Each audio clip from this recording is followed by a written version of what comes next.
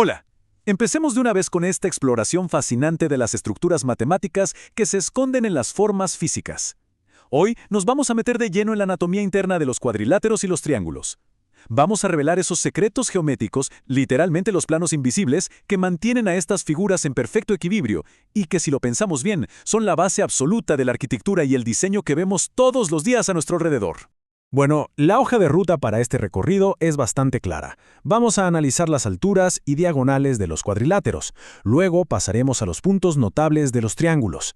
Veremos el paso a paso detallado de cómo construirlos. Descubriremos la mágica recta de Euler y cerraremos con unos ejercicios de síntesis práctica.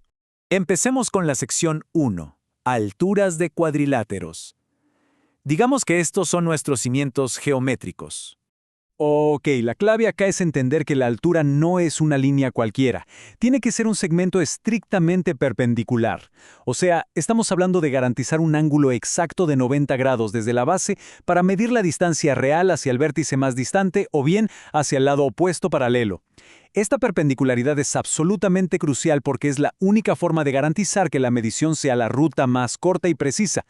A veces la intuición engaña y se piensa que medir una figura es tirar una línea de una punta a la otra, pero no, aquí hay reglas geométricas inflexibles que hay que respetar. Entonces, ¿cómo lo hacemos en la práctica? Hay que seguir unos pasos muy metódicos. Primero, identificamos nuestra línea base. Segundo, localizamos el vértice opuesto o ese lado paralelo que está más lejos. Y tercero, trazamos esa línea perpendicular conectándolos. Siguiendo este procedimiento, las alturas aparecen clarísimas. Así es como logramos construir alturas exactas en cuadrados, romboides o trapecios, algo que tiene aplicaciones súper reales, como sacar medidas arquitectónicas precisas o calcular cuánto material se necesita para levantar una pared. Un detalle increíble es que en figuras un poco más rebeldes como el romboide o el trapecio escaleno, a veces esta línea perpendicular tiene que trazarse totalmente por fuera, ignorando por completo la inclinación propia de los lados de la figura. Pasemos a la sección 2, diagonales de los cuadriláteros. Vamos a ver estas fascinantes líneas estructurales. Hay una definición magistral en la literatura geométrica para este concepto que dice así: otra recta especial que se puede identificar en los cuadriláteros es su diagonal, que es el segmento determinado por dos vértices no consecutivos. En palabras más simples, imaginemos que son como puentes internos secretos que conectan esas esquinas opuestas que no comparten una misma pared. Esto nos muestra de una forma brillante por qué, aunque hablemos de figuras con 4 vértices, las matemáticas nos limitan a tener exactamente 2 diagonales definitorias por cada cuadrilátero. La regla es clara: de cada esquina solo puede salir una diagonal válida, no hay de otra. Por ejemplo, en un cuadrado, estas dos líneas son idénticas en tamaño y chocan justo en el medio creando un cruce perpendicular perfecto. En un rectángulo, siguen siendo del mismo tamaño, pero, ojo, pierden esa perpendicularidad al cruzarse. Y luego tenemos el rombo, donde vuelven a chocar a 90 grados, pero sus tamaños son totalmente distintos, dándonos esa clásica forma transversal de un papalote o una cometa. Entramos a la sección 3, puntos notables del triángulo. Aquí es donde empieza la verdadera magia en las figuras de 3 lados. Y ahora la sección 4, procedimientos de construcción. Básicamente, la geometría en pura acción. Nuestro primer gran protagonista de hoy es el incentro. Este punto es literalmente la representación del equilibrio interno perfecto. Actúa como el verdadero guardián de la forma. Cuando logramos encontrarlo, nos da el centro exacto y milimétrico para poder dibujar un círculo adentro, el llamado círculo inscrito, que va a rozar suavemente los 3 lados internos de nuestro triángulo al mismo tiempo, sin salirse ni un solo milímetro. Es pura perfección geométrica. Pero claro, construir este punto requiere muchísima precisión. Tenemos que cortar los ángulos cuidadosamente para hallar esa simetría interior definitiva. El procedimiento arranca dibujando las disectrices. Estas son líneas que van a dividir cada ángulo interno exactamente a la mitad. Imaginemos que estamos rebanando un trozo de pastel en 2 partes idénticas. Al marcar el punto exacto donde esas 3 líneas de corte se cruzan, ¡boom!, ahí nace el incentro, totalmente listo para que tracemos ese círculo interior perfecto. Pasamos al baricentro, y la verdad, su realidad física es alucinante. También lo conocemos como centroide, y se forma al cruzar lo que llamamos las medianas geométricas.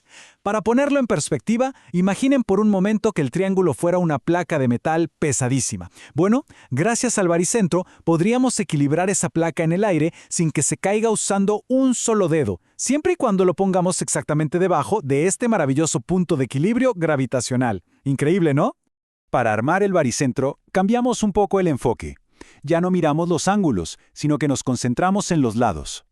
El paso número 1 es encontrar y marcar el medio exacto, la mitad precisa de cada uno de los 3 lados del triángulo.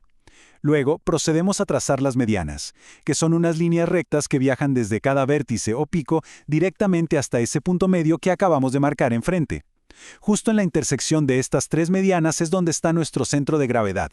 Y hay un dato matemático interesantísimo acá. Estas líneas medianas siempre van a dividir la distancia en una proporción exacta de 2:1, arrancando desde el vértice hacia abajo hasta llegar al punto medio. Nuestro tercer punto notable en esta lista es el circuncentro. Este se forma cuando cruzamos las mediatrices. Podríamos decir que este punto es como el gran jefe del espacio exterior del triángulo. ¿Por qué? Porque dicta exactamente dónde está el centro del círculo circunscrito, ese círculo inmenso que rodea toda la figura por fuera y que logra abrazar sus 3 esquinas al mismo tiempo. Armar este centro exterior lleva una combinación de puntos medios y ángulos súper estrictos. Empezamos ubicando la mitad exacta de cada lado. El segundo paso es trazar las famosas mediatrices.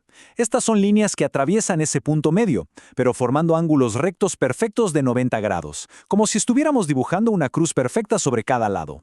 Al ubicar dónde se cruzan estas 3 líneas, obtenemos nuestro circuncentro. Y lo más curioso es que se mueve con total independencia de las esquinas reales del triángulo, para poder trazar ese círculo exterior. Finalmente, llegamos al ortocentro. Actúa prácticamente como una plomada de construcción en la vida real. Este cuarto centro se encuentra trazando las alturas absolutas desde cada pico del triángulo. Es el punto de intersección definitivo donde reina la altitud vertical pura. El procedimiento para encontrar el ortocentro arranca desde cada vértice de la figura. Desde ahí, dejamos caer una línea recta hacia el lado opuesto, o a veces hacia la prolongación de ese lado en el vacío exterior, pero siempre asegurándonos de que choque formando un ángulo recto perfecto. Es como si estas líneas de altitud fueran toboganes verticales, cayendo a plomo para armar esquinas bien cuadradas con el piso geométrico de enfrente. En el punto exacto donde colisionan estas 3 alturas, ahí cobra vida el ortocentro. Todo esto nos ilustra de forma magistral el increíble contraste de personalidades que tienen estos puntos geométricos. Fíjense en la diferencia. Por un lado tenemos al incentro, que es súper estable y por definición siempre tiene que quedarse a salvo y anidado dentro de las paredes de la figura. Y por el otro lado tenemos al circuncentro, que es el rebelde del grupo. Dependiendo de cómo sean los ángulos del triángulo, este circuncentro es totalmente capaz de escaparse y migrar hacia el exterior si el triángulo es obtusángulo, o bien de quedarse sentado justo en el borde si estamos frente a un triángulo rectángulo. Avanzamos a la sección 5, la recta de Euler. Hablaremos de una alineación verdaderamente perfecta.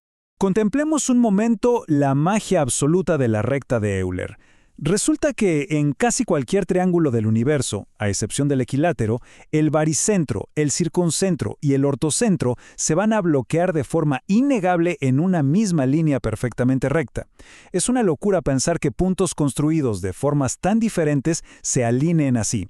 Esta alineación oculta es la prueba visual definitiva de que la geometría no es un montón de líneas dibujadas al azar, sino una red majestuosa y perfectamente interconectada.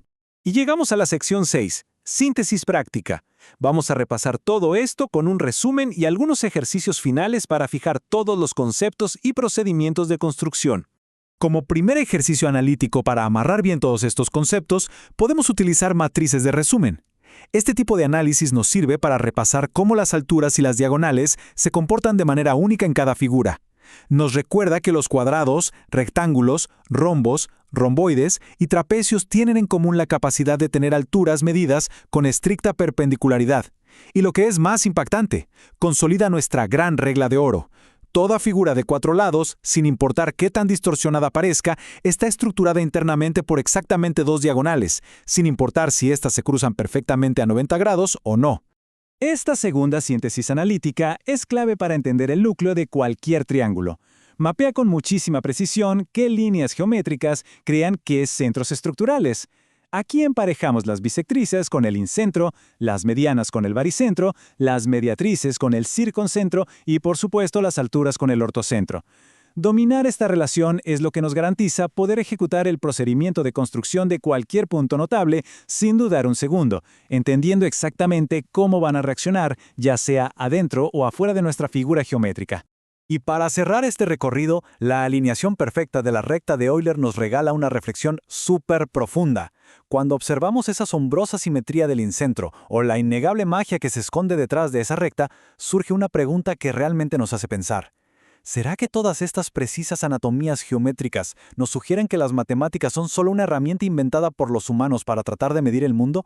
¿O por el contrario, estamos viendo evidencia pura de verdades universales, de códigos fundamentales de diseño que siempre han estado rondando por ahí, simplemente esperando ser descubiertos en el tejido mismo de la realidad? Es sin duda un pensamiento que transforma por completo la manera en la que miramos las estructuras de nuestro día a día. ¡Hasta la próxima!